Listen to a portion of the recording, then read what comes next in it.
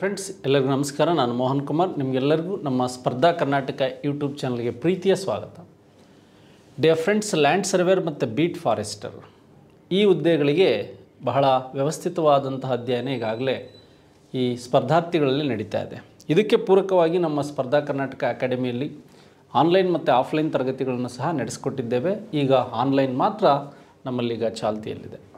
Land survey ಮತ್ತು beet forester ಯಾರು ಈ ಪರೀಕ್ಷೆಗಳಿಗೆ ಓದ್ತಾ ಇದ್ದೀರಾ, ಅವರು ನಮ್ಮ ಸ್ಪರ್ಧಾ ಕರ್ನಾಟಕ ಅಕಾಡೆಮಿಯಲ್ಲಿ ಆನ್ಲೈನ್ ಕ್ಲಾಸಸ್ಗಳನ್ನು ತಗೋಬೋದು. ನೋಡಿ, ಇಲ್ಲೊಂದು ಸ್ಕ್ಯಾನರ್ ಕಾಣ್ತಾ ಇದೆ. ಈ ಸ್ಕ್ಯಾನರನ್ನು ಗೂಗಲಲ್ಲಿ ನೀವು ಸ್ಕ್ರೀನ್ಶಾಟ್ ಮಾಡಿದರೆ ಅಥವಾ ಗೂಗಲಲ್ಲಿ ಇದನ್ನು ನೀವು ಸ್ಕ್ಯಾನ್ ಮಾಡಿಕೊಂಡ್ರೆ ಈ ಥರ ಸ್ಪರ್ಧಾ ಕರ್ನಾಟಕ ಅಕಾಡೆಮಿ ಅಂತ ಒಂದು ಆ್ಯಪ್ ಓಪನ್ ಆಗುತ್ತೆ. ಅದರಲ್ಲಿ ಬೀಟ್ ಫಾರೆಸ್ಟರ್ ಇರ್ಬೋದು, ಲ್ಯಾಂಡ್ ಸರ್ವೇರ್ ಇರ್ಬೋದು, ಮ್ಯಾಥ್ಸ್ ಸಪ್ರೇಟ್ ಇರ್ಬೋದು, ಮತ್ತು ಫುಲ್ ಪ್ಯಾಕೇಜ್ ಇರ್ಬೋದು, ಹಾಗೆ ವಿಷನ್ ಅಂತಕ್ಕಂಥದ್ದು ಟೋಟಲ್ ಪ್ಯಾಕೇಜ್ ಇರ್ಬೋದು, ಸೈಕಾಲಜಿ ಇರ್ಬೋದು, GPSTR ಇರ್ಬೋದು, ಹಾಗೆ HSTR ಇರ್ಬೋದು. ಈ ಎಲ್ಲ ಕೋರ್ಸ್ಗಳು ನಿಮಗೆ ಅವೈಲೇಬಲ್ ಇದೆ. ಇದನ್ನು ತೊಗೊಂಡು ನೀವು ಇದನ್ನು ಉಪಯೋಗ ಮಾಡಿಕೊಳ್ಬೋದು. ಅದರ ಜೊತೆಗೆ ಸ್ನೇಹಿತರೆ, ಇದುವರೆಗೆ ಇತಿಹಾಸದ ಪ್ರಶ್ನೆಗಳು ಹೇಗೆಲ್ಲ ಬಂದಿದೆ ಅನ್ನೋದನ್ನು ನಾವು ಮಾತಾಡ್ತಾ ಇದ್ವಿ. ಹಾಗೆ ಆ ಪ್ರಶ್ನೆಗಳಿಗೆ ಸಂಬಂಧಿಸಿದಂತೆ ಈ ಕ್ವೆಶ್ಚನ್ ಅನಾಲಿಸಿಸ್ ಮಾಡೋದ್ರಿಂದ ಮುಂದಿನ ಪರೀಕ್ಷೆಗಳಲ್ಲಿ ಹೇಗೆಲ್ಲ ಪ್ರಶ್ನೆಗಳು ಬರುತ್ತೆ ಅನ್ನೋದನ್ನು ನಾವೀಗ ಮಾತಾಡ್ತಾ ಹೋಗೋಣ. ನೋಡಿ, ಫಾರ್ ಎಕ್ಸಾಂಪಲ್, ಈಗ ಮಾಡರ್ನ್ ಹಿಸ್ಟ್ರಿಗೆ ಸಂಬಂಧಿಸಿದಂತೆ ಒಂದು ಪ್ರಶ್ನೆ ಇದೆ. ಅಲ್ಲಿ ಒಂದು ಏನು ಕೊಟ್ಟಿದ್ದಾರೆ ಇಲ್ಲಿ ಅಂದರೆ ಕಮ್ಯುನಿಯಲ್ ಅವಾರ್ಡ್ ಬಗ್ಗೆ ಕೊಟ್ಟಿದ್ದಾರೆ. ಹಾಗೆ ಇಲ್ಲೊಂದು ಸೈಮನ್ ಕಮಿಷನರ್ ಬಗ್ಗೆ ಕೊಟ್ಟಿದ್ದಾರೆ ಅಥವಾ ಸೈಮನ್ ಕಮಿಷನ್ ಬಗ್ಗೆ ಕೊಟ್ಟಿದ್ದಾರೆ. ನೆಕ್ಸ್ಟು ಇಲ್ಲಿ ಒಂದು ಫಸ್ಟ್ ರೌಂಡ್ ಟೇಬಲ್ ಕಾನ್ಫರೆನ್ಸ್ ಬಗ್ಗೆ ಕೊಟ್ಟಿದ್ದಾರೆ. ಹಾಗೆ ನಮಗೆ ಈ ಗಾಂಧಿ ಇರ್ವಿನ್ ಫ್ಯಾಕ್ಟ್ ಬಗ್ಗೆ ಕೊಟ್ಟಿದ್ದಾರೆ. ನೋಡಿ, ಇವುಗಳನ್ನು ಕ್ರೊನಾಲಜಿಕಲ್ ಆರ್ಡರ್ ಕಾಲಾನುಕ್ರಮವಾಗಿ ಜೋಡಿಸಿ ಅಂತ ಕೊಟ್ಟಿದ್ದಾರೆ. ಕಾಲಾನುಕ್ರಮವಾಗಿ ಜೋಡಿಸಿ ಅಂತ ಕೊಟ್ಟಿದ್ದಾರೆ.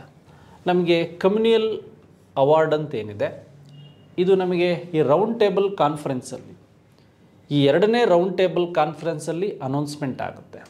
ಈ ಎರಡನೇ ರೌಂಡ್ ಟೇಬಲ್ ಕಾನ್ಫರೆನ್ಸಲ್ಲಿ ಅನೌನ್ಸ್ಮೆಂಟ್ ಆದಮೇಲೆ ಇದನ್ನು ವಿರೋಧಿಸಿ ಪುನಃ ಫ್ಯಾಕ್ಟ್ ಆಗುತ್ತೆ. ನೋಡಿ, ಕಮ್ಯುನಿಯಲ್ ಅವಾರ್ಡ್ ಅಂತಕ್ಕಂಥದ್ದು ನಮಗೆ 1932 ಮಂತ್ ಆಫ್ ಆಗಸ್ಟಲ್ಲಿ ಆಗುತ್ತೆ. ಆದರೆ ಇದನ್ನು ವಿರೋಧಿಸಿ 1932ರಲ್ಲಿ ಈ ಪೂನಾ ಫ್ಯಾಕ್ಟ್ ಅಂತಕ್ಕಂಥದ್ದು ಸೆಪ್ಟೆಂಬರ್ 24ನೇ ತಾರೀಕು ಆಗುತ್ತೆ. ಹಾಗಾದರೆ ಈ ಅಂಶಗಳ ಬಗ್ಗೆ ನೋಡೋಣ. ಸೈಮನ್ ಕಮಿಷನ್ 7 ಜನ ಬಿಳಿಯರನ್ನು ಒಳಗೊಂಡಂಥ ಒಂದು ಸೈಮನ್ ಕಮಿಷನ್ ಏನಿದೆ, ಇದು 27ರಲ್ಲಿ ರಚನೆ ಆಗುತ್ತೆ, 28ರಲ್ಲಿ ಭಾರತಕ್ಕೆ ಬರುತ್ತೆ. ಹಾಗಾದರೆ ಮೊದಲ ದುಂಡು ಮೇಜಿನ ಸಮ್ಮೇಳನ 1930 ಮತ್ತು 31ರಲ್ಲಿ ನಡೆಯುತ್ತೆ. ಹಾಗೆ ನಮಗೆ ಈ ಒಂದು ಗಾಂಧಿ ಇರ್ವಿನ್ ಫ್ಯಾಕ್ಟ್ 1931 ಈ ಒಂದು ಮಾರ್ಚ್ 5ನೇ ತಾರೀಕು ನಡೆಯುತ್ತೆ. ನೋಡಿ, ಗಾಂಧಿ ಇರ್ವಿನ್ ಫ್ಯಾಕ್ಟಿಗೆ ಸಂಬಂಧಿಸಿದಂತೆ ಮತ್ತು ಇಲ್ಲಿ ನಮಗೆ ಫಸ್ಟ್ ರೌಂಡ್ ಟೇಬಲ್ ಕಾನ್ಫರೆನ್ಸ್ಗೆ ಸಂಬಂಧಿಸಿದಂತೆ, ಸೈಮನ್ ಕಮಿಷನ್ನಿಗೆ ಸಂಬಂಧಿಸಿದಂತೆ, ನೆಕ್ಸ್ಟ್ ಕಮ್ಯುನಿಯಲ್ ಅವಾರ್ಡಿಗೆ ಸಂಬಂಧಿಸಿದಂತೆ ನೋಡ್ತಾ ಹೋಗೋಣ. ಹಾಗಾದರೆ ಫಸ್ಟು ಇದರಲ್ಲಿ ಯಾವುದು ಅಂದರೆ ಸೈಮನ್ ಕಮಿಷನ್. ನೋಡಿ, ಬಿ ಇಲ್ಲೂ ಇದೆ, ಬಿ ಇಲ್ಲೂ ಇದೆ, ಬಿ ಇಲ್ಲೂ ಇದೆ. ನೆಕ್ಸ್ಟ್ ಹಾಗಾದರೆ ನೆಕ್ಸ್ಟ್ ಯಾವುದಾಯಿತು, 27 ಆದಮೇಲೆ 30, ಸಿ ಇಲ್ಲೂ ಇದೆ, ಸಿ ಇಲ್ಲೂ ಇದೆ. ನೆಕ್ಸ್ಟ್ ಹಾಗಾದರೆ ಕಮ್ಯುನಿಯಲ್ ಅವಾರ್ಡ್ ಮತ್ತು ಇರ್ವಿನ್ ಫ್ಯಾಕ್ಟ್ ಬಗ್ಗೆ ನಾವು ನೋಡೋದಾದರೆ ಇರ್ವಿನ್ ಫ್ಯಾಕ್ಟ್ ಡಿ ಅಂತಕ್ಕಂಥದ್ದು. ಅದಾದಮೇಲೆ ಈ ಲಾಸ್ಟ್ ಆಪ್ಷನ್ಸು ನಿಮಗೆ ಸರಿಯಾದ ಉತ್ತರ. ನಮಗೆ ಹೆಚ್ಚಾಗಿ ಈ ಒಂದು ಕಮ್ಯುನಿಯಲ್ ಡಿಸಿಷನ್ ಮತ್ತು ಈ ಪೂನಾ ಫ್ಯಾಕ್ಟ್ ಬಗ್ಗೆ ಕ್ವಶನ್ಸ್ಗಳು ಬರ್ಬೋದು. ಈ ಒಂದು ಇರ್ವಿನ್ ಫ್ಯಾಕ್ಟಿಂದಲೇ ಏನಾಗುತ್ತೆ ಅಂದರೆ ಈ ಮಾರ್ಚ್ 23ನೇ ತಾರೀಕು ನಮಗೆ ಭಗತ್ ಸಿಂಗ್, ರಾಜಗುರು ಮತ್ತು ಸುಖದೇವ್ ಅಂತಕ್ಕಂಥವ್ರನ್ನು ಗಲ್ಲಿಗೇರಿಸಲಾಗುತ್ತೆ. ಇರ್ವಿನ್ ಫ್ಯಾಕ್ಟಲ್ಲೇ ಗಾಂಧೀಜಿಯವರು ಏನು ಈ ಒಂದು ಮೊದಲ ದುಂಡು ಮೇಜಿನ ಸಮ್ಮೇಳನಕ್ಕೆ ಭಾಗವಹಿಸಬೇಕಾಗಿತ್ತು, ಮತ್ತು ಎರಡನೇ ದುಂಡು ಮೇಜಿನ ಸಮ್ಮೇಳನಕ್ಕೆ ಅವರು ಭಾಗವಹಿಸೋದಕ್ಕೆ ಏನೆಲ್ಲ ಕಾರಣಗಳು ಅಥವಾ ಒಪ್ಪಿಗೆಗಳು ಅಂತಕ್ಕಂಥದ್ದು ಗೊತ್ತಾಯಿತು. ನೋಡಿ, ಇದು ನಮಗೆ ಮೇಜರಾಗಿ ಫಸ್ಟ್ ಕ್ವಶನ್ಸಲ್ಲಿ ಬರ್ಬೋದಾದಂಥ ಒಂದು ಪ್ರಶ್ನೆ. ನೆಕ್ಸ್ಟ್ ಹಾಗಾದರೆ ಇದಾದಮೇಲೆ ನಮಗೆ ಎರಡನೇ ಪ್ರಶ್ನೆ ಹೀಗಿದೆ. ಏನಿದೆ, ಕ್ರಾಂತಿಕಾರಿ ಯುಗಂತರ ಪಕ್ಷದ ಮುಂದಾಳತ್ವ ವಹಿಸಿದವರು. ಈ ಪಕ್ಷವು ಸಂಪನ್ಮೂಲ ಬಳಕೆ ಮಾಡಿ ಅಂತಾರಾಷ್ಟ್ರೀಯ ಸಂಪರ್ಕದ ಮೂಲಕ ಸೂಕ್ತ ಸಮಯದಲ್ಲಿ ಸೇನಾ ಸಂಚು ಹೂಡಲು ಪ್ರಯತ್ನಿಸಿತು. ಇದು ಯಾರು? ನೋಡಿ, ಇಂಟರ್ನ್ಯಾಷನಲಲ್ಲಿ ನಮಗೆ ರೆವಲ್ಯೂಷನರಿ ಥಾಟ್ಸ್ ಅಂತಕ್ಕಂಥದ್ದು ನಮಗೆ ಗೊತ್ತಿದೆ. ಸುಭಾಷ್ ಚಂದ್ರ ಬೋಸ್ ಇರ್ಬೋದು, ರಾಸ್ ಬಿಹಾರಿ ಬೋಸ್ ಇರ್ಬೋದು, ಹಾಗೆ ಲಾಲಾ ಹರದಯಾಳ್, ಗದ್ದರ್ ಪಾರ್ಟಿ ಲಾಲಾ ಹರದಯಾಳ್ ಇರ್ಬೋದು. ಹಾಗೆ ನಮಗೆ ಈ ಒಂದು ಏನು ವಿಶೇಷವಾಗಿ ಲಾಲಾ ಹರದಯಾಳ್ ಆದಮೇಲೆ ಈ ಲಂಡನ್ನಲ್ಲಿ ಶ್ಯಾಮ್ಜಿ ಕೃಷ್ಣ ವರ್ಮ ಅವರ ಇದರಲ್ಲಿ ಬೆಳೆದಂತಹ ವಿ ಡಿ ಸಾವರ್ಕರ್ ಇರ್ಬೋದು, ಇವರೆಲ್ಲರೂ ಏನಾಯಿತು ಅಂದರೆ ಕ್ರಾಂತಿಕಾರಿ ಮೂಮೆಂಟ್ಸ್ಗಳನ್ನ ಮಾಡ್ತಾಯಿದ್ರು. ಇಲ್ಲಿ ನಮಗೆ 3 ಆಪ್ಷನ್ಸನ್ನು ಕೊಟ್ಟಿದ್ದಾರೆ. ಇಲ್ಲಿ ನಮಗೆ ಈ ರೆವಲ್ಯೂಷನರಿ ಯುಗಾಂತರ ಪಾರ್ಟಿಯ ಲೀಡರ್ ಯಾರು ಅಂತಕ್ಕಂಥದ್ದು ಬೇಕು. ರೆವಲ್ಯೂಷನರಿ ಯುಗಾಂತರ ಪಾರ್ಟಿಯ ಲೀಡರ್ ಯಾರಾಗಿದ್ದು ಅಂದರೆ ಈ ಜತೀಂದ್ರನಾಥ್ ಮುಖರ್ಜಿ ಅಂತಕ್ಕಂಥವ್ರು ಆಗಿದ್ದರು. ಯಾರಾಗಿದ್ದರು? ಜತೀಂದ್ರನಾಥ್ ಮುಖರ್ಜಿ. ಹಾಗೆ ನಿಮಗೆ ಸಚಿನ್ ಸನ್ಯಾಲ್ ಅಂತಕ್ಕಂಥವ್ರ ಬಗ್ಗೆ ನಿಮಗೆ ಗೊತ್ತಿರಬೇಕು. 1924ರಲ್ಲಿ ಹಿಂದೂಸ್ತಾನ್ ರಿಪಬ್ಲಿಕ್ ಅಸೋಸಿಯೇಷನನ್ನು ಸ್ಥಾಪನೆ ಮಾಡಿದಂಥವ್ರು. ಇವ್ರು ಮುಂದೆ ಯಾರು ರಾಮ್ ಪ್ರಸಾದ್ ಬಿಸ್ಮಿಲ್ ಅವರೆಲ್ಲ ಬರ್ತಾರೆ ಮುಂದೆ, ಚಂದ್ರಶೇಖರ್ ಆಜಾದ್ ಅಲ್ಲ. ಈ ಸಮಯದಲ್ಲಿ ಈ ಹಿಂದೂಸ್ತಾನ್ ರಿಪಬ್ಲಿಕ್ ಅಸೋಸಿಯೇಷನ್ನ ಫೌಂಡರ್ಗಳಲ್ಲಿ ಸಚಿಂದ್ರ ಸನ್ಯಾಲ್ ಸಹ ಒಬ್ಬರು. ಹಾಗೆ ರಾಸ್ ಬಿಹಾರಿ ಬೋಸ್ ಅವರ ಕೊಡುಗೆಯನ್ನು 1942ನಲ್ಲಿ ಈ ಟೋಕಿಯೋದಲ್ಲಿ, ಎಲ್ಲಿ ಅಂದರೆ ಈ ಟೋಕಿಯೋದಲ್ಲಿ ಇಂಡಿಯನ್ ನ್ಯಾಷನಲ್ ಆರ್ಮಿಯ ಮೊದಲ ತುಕಡಿಯ ಸ್ಥಾಪನೆಗೆ ಯಾರು ನಮಗೆ ಈ ಒಂದು ಮೋಹನ್ ಸಿಂಗ್ ಬಕ್ಷಿ ಇರ್ಬೋದು, ಹಾಗೆ ಸುಭಾಷ್ ಚಂದ್ರ ಬೋಸ್ ಅಂತಕ್ಕಂಥವರು ಈ 1943ನಲ್ಲಿ ಸಿಂಗಪುರದಲ್ಲಿ ಸ್ಟಾರ್ಟ್ ಮಾಡಿದ್ದಿರ್ಬೋದು. ಹಾಗೆ ಈ 1942ನಲ್ಲಿ ಈ ರಾಸ್ ಬಿಹಾರಿ ಬೋಸ್ ಅಂತಕ್ಕಂಥವರು ಸಹ ಇಂಡಿಯನ್ ಲೀಗ್ ಅಂತಕ್ಕಂಥದ್ದಿರ್ಬೋದು, ಇಂಡಿಯನ್ ಇಂಡಿಪೆಂಡೆಂಟ್ ಲೀಗ್ ಇರ್ಬೋದು. ಇಂಡಿಯನ್ ಇಂಡಿಪೆಂಡೆಂಟ್ ಲೀಗೆ ಇಂಡಿಯನ್ ನ್ಯಾಷನಲ್ ಆರ್ಮಿ ಆಗುತ್ತೆ. ಈ ಇಂಡಿಯನ್ ನ್ಯಾಷನಲ್ ಆರ್ಮಿ ಸ್ಥಾಪನೆಯಲ್ಲಿ ಈ 3 ಜನರ ಕೆಲಸ ಇದೆ. ಯಾರ್ಯಾರ್ದು? ಈ ರಾಸ್ ಬಿಹಾರಿ ಬೋಸ್, ಮೋಹನ್ ಸಿಂಗ್ ಬಕ್ಷಿ ಮತ್ತು ಸುಭಾಷ್ ಚಂದ್ರ ಬೋಸ್ ಅವರು 1943ನಲ್ಲಿ ಅಧಿಕೃತವಾಗಿ ಈ ಒಂದು ಸಿಂಗಪುರದಲ್ಲಿ ಏನು ಮಾಡ್ತಾರೆ, ಇಂಡಿಯನ್ ನ್ಯಾಷನಲ್ ಆರ್ಮಿಯನ್ನು ಸ್ಥಾಪನೆ ಮಾಡ್ತಾರೆ. ಭಾರತೀಯ ಫಸ್ಟ್ ವರ್ಲ್ಡ್ ವಾರಲ್ಲಿ ಹೋದಂಥ ಸೈನಿಕರೇನು ವಿದೇಶದಲ್ಲಿ ಉಳಿದಿದ್ರು ಅವ್ರನ್ನೆಲ್ಲ ಸೇರಿಸಿ. ಹಾಗಾದರೆ ಈ ಪ್ರಶ್ನೆಗೆ ನಮಗೆ ಉತ್ತರ ಗೊತ್ತಾಯಿತು ಸ್ನೇಹಿತರೆ. ನೆಕ್ಸ್ಟ್, ಕಿತಾಬ್ ಎ ನವರಸ್ ಎಂಬ ಸಂಗೀತ ಗ್ರಂಥ ಕರ್ತೃ. ನೋಡಿ, ಇದು ಭಾಳ ಸಲ ರಿಪೀಟ್ ಆಗಿರ್ತಕ್ಕಂಥ ಪ್ರಶ್ನೆ. ನಮಗೆ ಈ ಒಂದು ವಿಜಯನಗರ ಬಹುಮನಿ ಸುಲ್ತಾನರು ಮತ್ತು ಬಿಜಾಪುರದ ಆದಿಲ್ ಶಾಹಿಗಳು.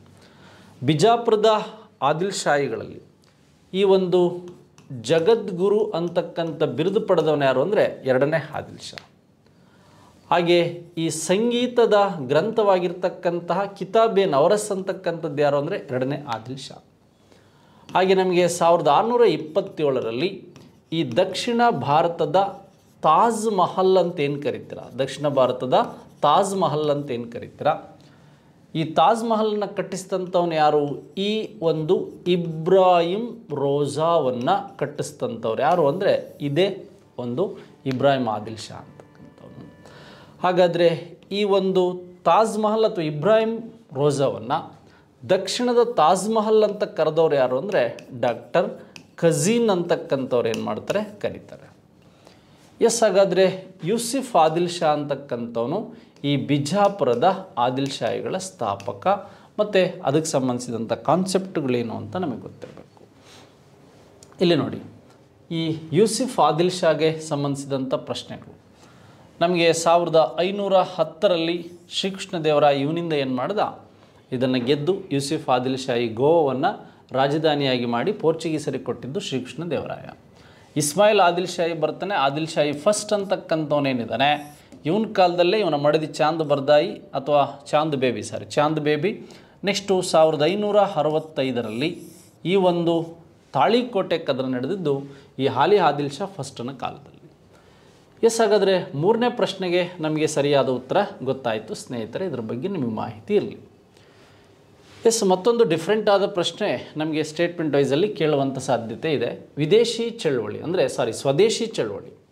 ಆಲ್ಮೋಸ್ಟ್ ನಮಗೆ ಸ್ವದೇಶಿ ಚಳವಳಿ ಸ್ಟಾರ್ಟ್ ಆಗಿದ್ದು 1905ರಲ್ಲಿ ಒಂದು ತಿಲಕ್ ಅವರ ನೇತೃತ್ವದಲ್ಲಿ ಸ್ವದೇಶಿ ವಸ್ತುಗಳ ಬಳಕೆ, ವಿದೇಶಿ ವಸ್ತುಗಳ ಒಂದು ಏನು ವಿರೋಧಿಸ್ತಕ್ಕಂಥದ್ದು ಈ ಬಂಗಾಳ ವಿಭಜನೆ ನಡೆದಂಥ ಸಂದರ್ಭದಲ್ಲಿ ಈ ವಂಗಭಂಗ ಚಳವಳಿ ಅಥವಾ ಸ್ವದೇಶಿ ಮೂಮೆಂಟ್ ಅಂತಕ್ಕಂಥ ಸ್ಟಾರ್ಟ್ ಆಯಿತು.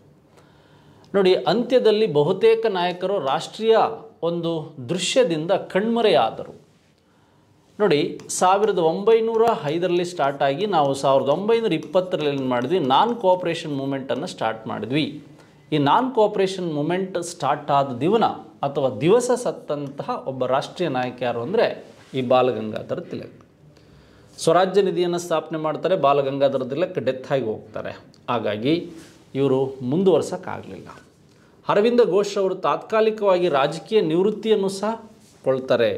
ಏಕೆಂದರೆ ಇವರು ಒಂದೇ ಮಾತರಂ ಇರ್ಬೋದು, ಬಂಗಾಳದಲ್ಲಿ ಸಾವಿತ್ರಿ, ಲೈಫ್ ಡಿವೈನ್ ಅಂತಕ್ಕಂಥ ಕೃತಿಗಳಿರ್ಬೋದು, ಹಾಗೆ ಹಲವಾರು ಪತ್ರಿಕೆಗಳಿರ್ಬೋದು, ಹಾಗೆ ಈ ಒಂದು ಸಮಿತಿಗಳಿರ್ಬೋದು, ಅನುಶೀಲನ ಸಮಿತಿ, ಇವೆಲ್ಲ ಸಮಿತಿಗಳಿರ್ಬೋದು ಸ್ಟಾರ್ಟ್ ಮಾಡಿದಂಥ ಅರವಿಂದ ಘೋಷ್. ಹಾಗಾದರೆ ಬಿಪಿನ್ ಪಾಲ್, ಲಾಲಾ ಲಜಪತ್ ರಾಯ್. ಆದರೆ ಈ 3 ಜನ ಏನಿದ್ದಾರೆ, ಈ ಲಾಲ್ ಅಂತಕ್ಕಂಥವ್ರು, ಬಾಲ್ ಅಂತಕ್ಕಂಥವ್ರು, ಹಾಗೆ ಪಾಲ್ ಅಂತಕ್ಕಂಥವ್ರು, ಇವರೇನಿದ್ದಾರೆ ಇವರು ಎಕ್ಸ್ಟ್ರೀಮಿಸ್ಟಲ್ಲಿ ಬರ್ತಾರೆ. ಇವರೇನಾಗ್ತಾರೆ, ತೀವ್ರಗಾಮಿಯ ನಾಯಕರಾಗಿ ಮುಂದುವರಿಸ್ತಾ ಹೋಗ್ತಾರೆ. ಹಾಗಾಗಿ ಫಸ್ಟ್ ಆಪ್ಷನ್ ಮಾತ್ರ ರೈಟ್. ನೋಡಿ, ಬಾಲಗಂಗಾಧರ ತಿಲಕ್ ಬಂದರೂ ಸಹ ಬೇಗ ಡೆತ್ ಆಗ್ತಾರೆ. ಬಾಲಗಂಗಾಧರ ತಿಲಕ್, ಲಾಲ್, ಬಾಲ್, ಪಾಲ್, ಬಿಪಿನ್ ಚಂದ್ರಪಾಲ್, ಬಾಲಗಂಗಾಧರ ತಿಲಕ್, ಲಾಲಾ ಲಜಪತ್ ರಾಯ್. ಬಟ್ ಆದರೆ ಈಗ ಬೇಗ ಹೋದಂಥವ್ರು ಯಾರು ಅಂದರೆ ಈ ಒಂದು ಬಿ ಜಿ ತಿಲಕ್ ಅವರು ಅಂತಕ್ಕಂಥದ್ದು ನಿಮಗೆ ಗೊತ್ತಿರಬೇಕು. ಎಸ್, ಹಾಗಾದರೆ ಭಾರತಕ್ಕೆ ಕ್ಯಾಬಿನೆಟ್ ಮಿಷನ್ ಕಳಿಸಲು ಕಾರಣ, ನಿಮಗೆ ಕ್ಯಾಬಿನೆಟ್ ಮಿಷನ್ನಿಂದ ನಮಗೆ 2 ರಿಸಲ್ಟ್ ಬರುತ್ತೆ. 1946 ಮಂತ್ ಆಫ್ ಮಾರ್ಚ್ 24ನೇ ತಾರೀಕು ನಮಗೆ ಇಲ್ಲಿ ಬರ್ತದೆ. ಒಂದು ಪೆಥಿಕ್ ಲಾರೆನ್ಸ್ ಅಂತ ಏನಿದ್ದಾರೆ ಇವರಿರ್ಬೋದು, ಹಾಗೆ ಸ್ಟಫರ್ಡ್ ಕ್ರಿಪ್ಸ್ ಅಂತ ಏನಿದ್ದಾರೆ, ಹಾಗೆ ಎ ವಿ ಅಲೆಕ್ಸಾಂಡರ್. ಯಾರಿದ್ದಾರೆ? A V Alexander. ಈ ಕ್ಯಾಬಿನೆಟ್ ಮಿಷನ್ನ ಅಧ್ಯಕ್ಷರು, ಪ್ರೆಸಿಡೆಂಟ್ ಯಾರಾಗಿದ್ದರು, ಲೀಡರ್ ಅಂದರೆ ಪೆಥಿಕ್ ಲಾರೆನ್ಸ್. ನೋಡಿ, ಇದು ಭಾರತ ಸಂವಿಧಾನ ಸುಧಾರಣೆಗಾಗಿ ರಚನೆ ಆದಂಥದ್ದು. ಇದು ಬಂದ ಮೇಲೆ ಇಂಟರ್ಮ್ ಗೌರ್ಮೆಂಟು ಇಂಡಿಯಾದಲ್ಲಿ ಮಧ್ಯಂತರ ಸರ್ಕಾರ ಸ್ಟಾರ್ಟ್ ಆಗುತ್ತೆ. ರಾಷ್ಟ್ರೀಯ ಸರ್ಕಾರ ರಚನೆ ಆಗುತ್ತೆ. ಅಧಿಕಾರ ವರ್ಗಾವಣೆ ಸಂವಿಧಾನಿಕ ವ್ಯವಸ್ಥೆಯನ್ನು ರೂಪಿಸುವುದಾಗಿತ್ತು ಅಂತಕ್ಕಂಥದ್ದು. ಪಾಕಿಸ್ತಾನ ಕುರಿತು ಜಿನ್ನಾ ಅವರ ಬೇಡಿಕೆ, ಪರಿಗಣನೆ, ವಿವರಣೆಯನ್ನು ನಿರೂಪಿಸುವುದು ಇದು ತಪ್ಪು. ಯಾವುದು? ಲಾಸ್ಟ್ ಸ್ಟೇಟ್ಮೆಂಟ್ ತಪ್ಪು. ಮೇಲಿನ ಎಲ್ಲವೂ ಸರಿ ಅಂತಕ್ಕಂಥದ್ದು ತಪ್ಪು. ಹಾಗಾದರೆ ನಮಗೆ ಎ ಮತ್ತು ಬಿ 1 ಮತ್ತು 2 ಯಾವುದು? 1 ಮತ್ತು 2. ನೋಡಿ, ಕ್ಯಾಬಿನೆಟ್ ಮಿಷನ್ ಭಾರತಕ್ಕೆ ಬಂದಿದ್ದು ಉದ್ದೇಶ ಭಾರತ ಸಂವಿಧಾನ ಸುಧಾರಣೆಯನ್ನು ಅಧ್ಯಯನ ಮಾಡೋದಕ್ಕೆ. ಸ್ಟಫರ್ಡ್ ಕ್ರಿಪ್ಸ್ ಇರ್ಬೋದು, ಪೆಥಿಕ್ ಲಾರೆನ್ಸ್ ಇರ್ಬೋದು, ಎ ವಿ ಅಲೆಕ್ಸಾಂಡರ್ ಇರ್ಬೋದು. ಇವರು ಬಂದು 7 ವಾರಗಳ ಕಾಲ ಅಧ್ಯಯನ ಮಾಡಿದ ಮೇಲೆ ಒಂದು ಮಧ್ಯಂತರ ಸರ್ಕಾರ ರಚನೆ ಆಗುತ್ತೆ. ಆ ಮಧ್ಯಂತರ ಸರ್ಕಾರದ ಒಂದು ಅಧ್ಯಕ್ಷ ಯಾರಾಗಿರ್ತಾರೆ ಅಂದರೆ ಅಂದಿನ ವೈಸ್ರಾಯಿಗಳು ಆಗಿರ್ತಾರೆ ಅಂತಕ್ಕಂಥದ್ದು ನಿಮಗೆ ಗೊತ್ತಿರಬೇಕು. ಎಸ್, ಹಾಗಾದರೆ ಈಗ ಕ್ಯಾಬಿನೆಟ್ ಮಿಷನ್ ಭಾರತಕ್ಕೆ ಬಂದಿದ್ದು ಗೊತ್ತಾಯಿತು 1946. ಇದಾದಮೇಲೆ ನಮಗೆ ಇಂಟರ್ಮ್ ಗೌರ್ಮೆಂಟ್ ಸ್ಟಾರ್ಟ್ ಆಗಿದ್ದು ಅಂತ ಗೊತ್ತಿರಬೇಕು. ಮಿಂಟೋ ಮಾರ್ಲೆ ಸುಧಾರಣೆಯನ್ನು ಪ್ರಸ್ತಾಪಿಸಿತು. ಈ ಸುಧಾರಣಾ ಅಧ್ಯಾಯಗಳು ನೇರವಾಗಿ ಅಥವಾ ಅಗತ್ಯವಾಗಿ ಭಾರತದಲ್ಲಿ ಪಾರ್ಲಿಮೆಂಟರಿ ಸಿಸ್ಟಮ್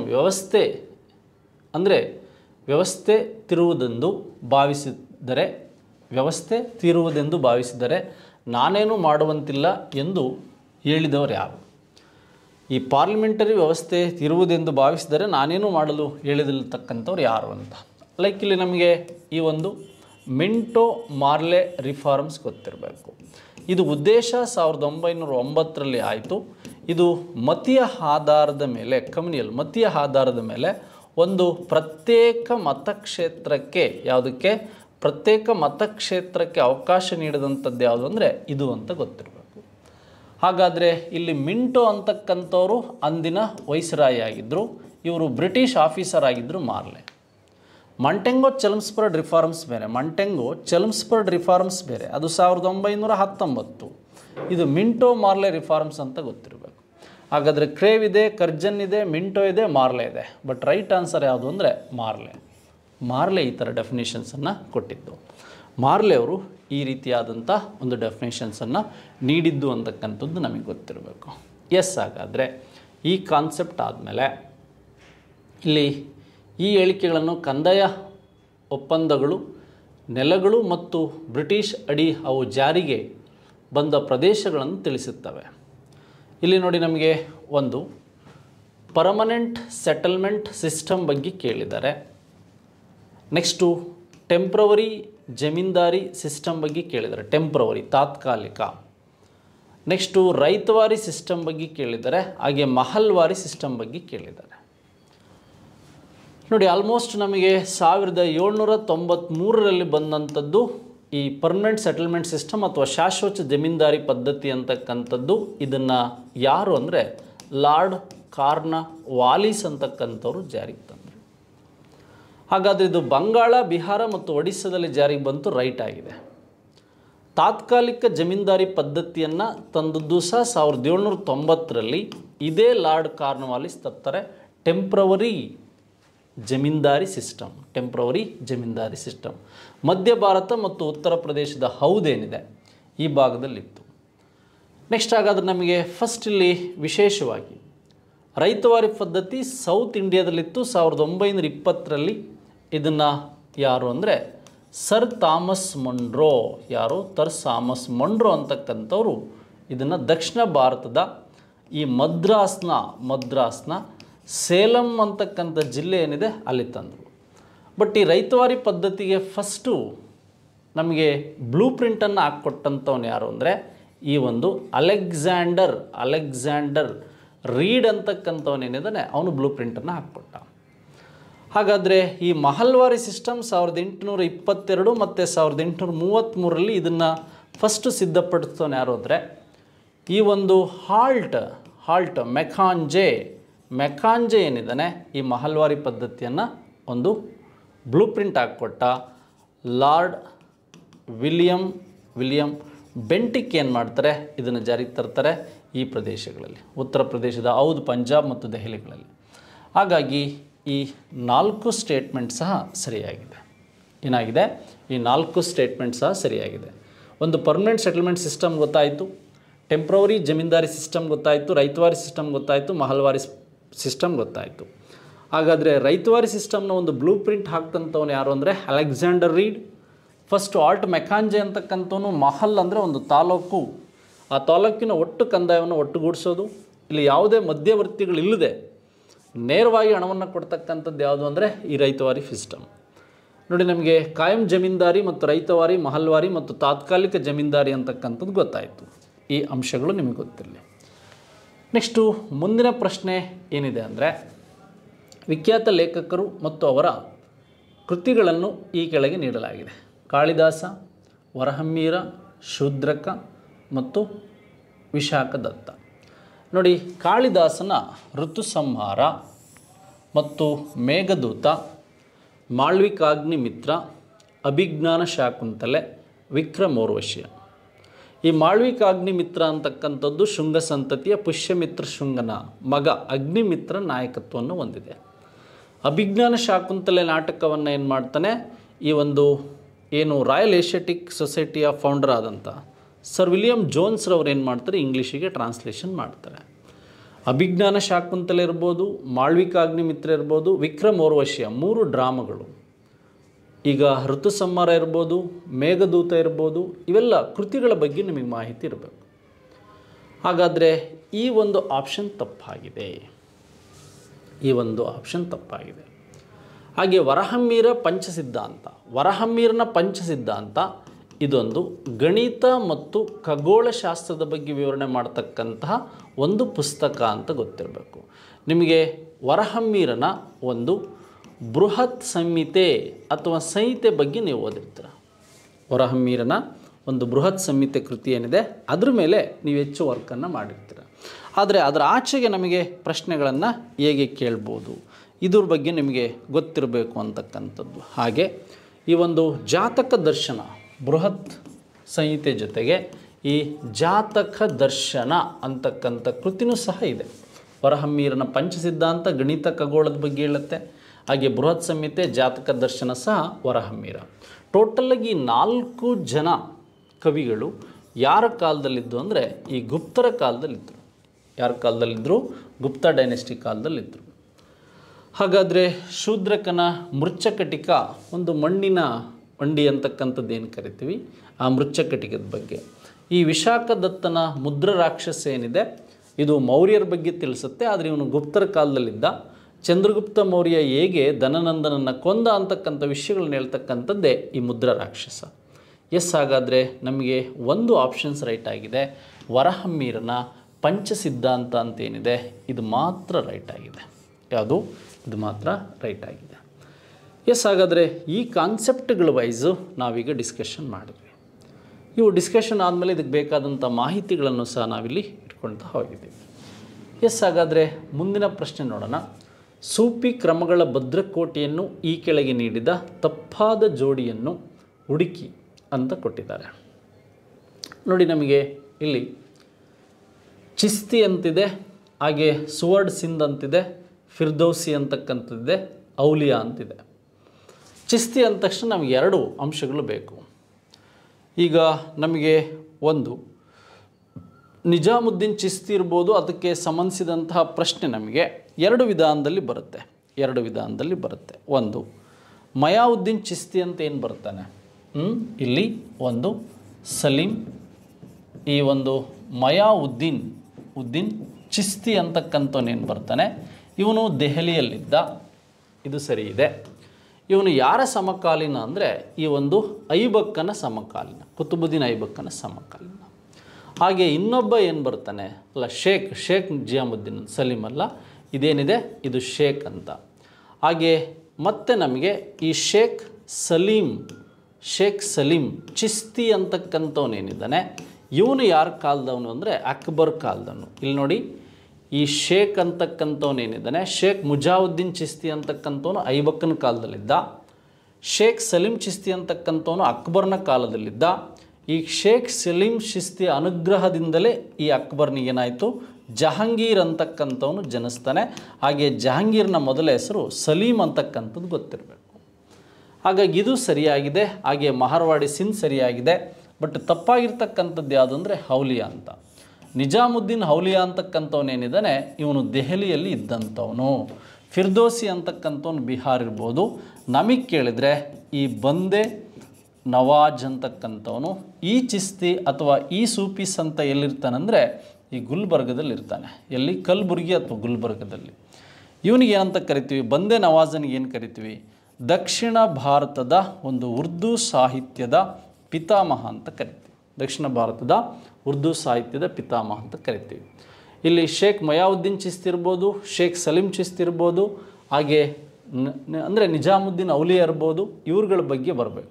ಈಗ ಡೆಲ್ಲಿ ಚಿರಾಗ್ ಇವೆಲ್ಲ ಇವ್ರುಗಳ ಬಗ್ಗೆನೂ ಸಹ ನಮಗೆ ಮಾಹಿತಿ ಇರಬೇಕು. 1975ರಲ್ಲಿ